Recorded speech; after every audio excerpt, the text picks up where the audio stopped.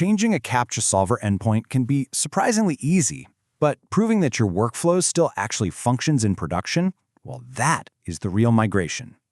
Welcome to this explainer, where we're going to unpack a technical transition that trips up a lot of engineering teams, moving from an old-school human worker pool to a modern AI-first solver. On paper, switching providers looks, frankly, incredibly simple. You just change the base URL, replace your API key, and keep the exact same request format and submit and poll flow. Sounds pretty low risk, right? But here's the reality. If your CAPTCHA solver sits inside a live production automation workflow, the impact is way bigger than just one line of code. It fundamentally affects your throughput, your costs, retries, queue behavior, latency, downstream acceptance, and ultimately your team's confidence in the system. So here is our roadmap for a safe, predictable migration. We'll cover the migration illusion, 5 steps to actually make the switch, concurrency versus volume pricing, some big mistakes to avoid, a quick FAQ, and finally, your migration scorecard. Okay, let's dive into part 1, the migration illusion. The main reason teams think this is just a quick 5-minute task is because CAPTCHA AI perfectly mirrors the two CAPTCHA request and response format. I mean, it is literally a 2-line change. You literally just swap your base URL to ocr.captchaai.com, drop in your new API key, and boom, your existing error handling, your status codes, and that familiar in.php or res.php logic just keep running completely unchanged. It makes that initial code change look totally effortless. But the real question you need to ask isn't just, hey, does the code still run? The better, much more critical question is, does the workflow actually become more predictable after the migration? You have to know if your automation will successfully accept these new tokens under heavy load, especially during peak traffic hours when human worker pools traditionally thin out and get bogged down. Which brings us right to part 2, 5 steps to switch. These 5 steps are absolutely crucial. They'll shift your mindset from treating this like a quick code swap to executing a safe, full-scale operational migration. We're going to map usage, validate workflows, compare costs the right way, test in parallel, and define a solid rollback plan.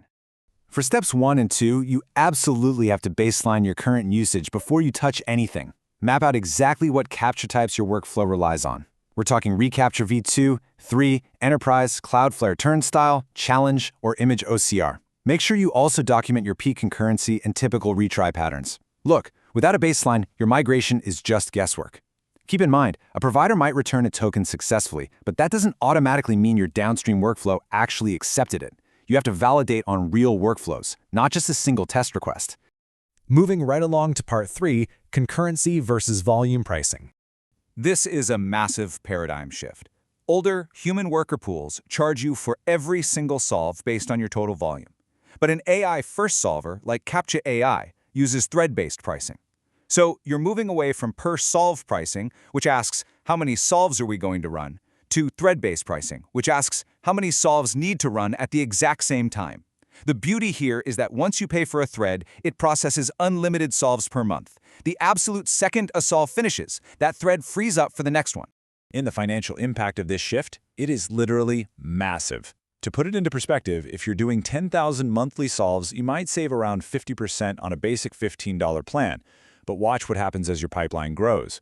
At 10 million solves, the old per-solve cost skyrockets to nearly $30,000. Meanwhile, with a correctly sized 200-thread enterprise plan on CAPTCHA AI, you pay just $300.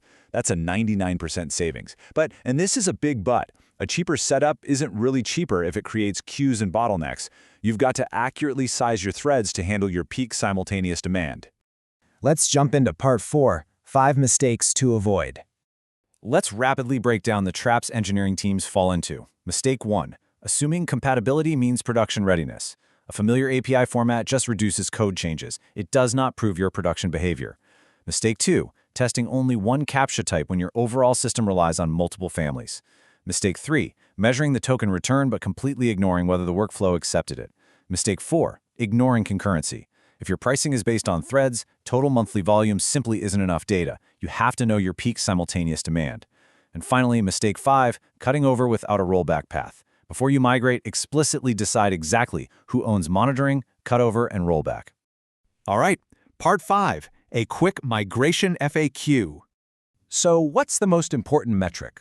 It is incredibly tempting to focus solely on solver success or latency, basically just asking yourself, hey, did the solver get me a token quickly?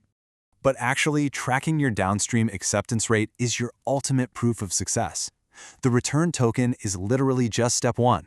Your actual automated workflow still needs to accept that token and complete its specific task. If the solver is 100% successful, but the target site rejects those tokens, your migration failed.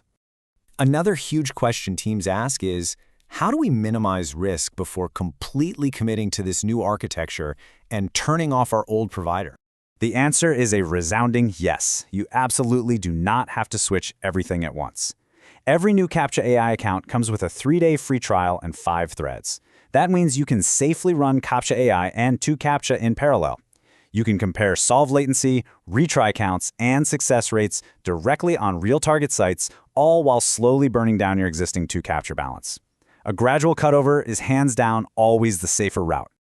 And finally, Part 6, the Migration Scorecard. Before we build this scorecard, a really critical note here. This type of workflow should obviously only be used in environments you actually own, are client authorized for, or are contractually permitted to operate in. With that operational boundary in place, you should fill out this exact scorecard before fully switching providers. You want to lock down your latency, your acceptance rate, retry count, capture coverage, concurrency, cost for accepted workflow, and rollback readiness. Checking these boxes guarantees that lowering your engineering effort doesn't inadvertently compromise your operational responsibility. So here's the bottom line. A drop-in migration absolutely lowers your engineering effort, but it does not remove your operational responsibility. Sure, the code change might just take minutes, but are you fully prepared to prove your workflow actually succeeds at scale? Remember the golden rule here. Changing an endpoint is easy.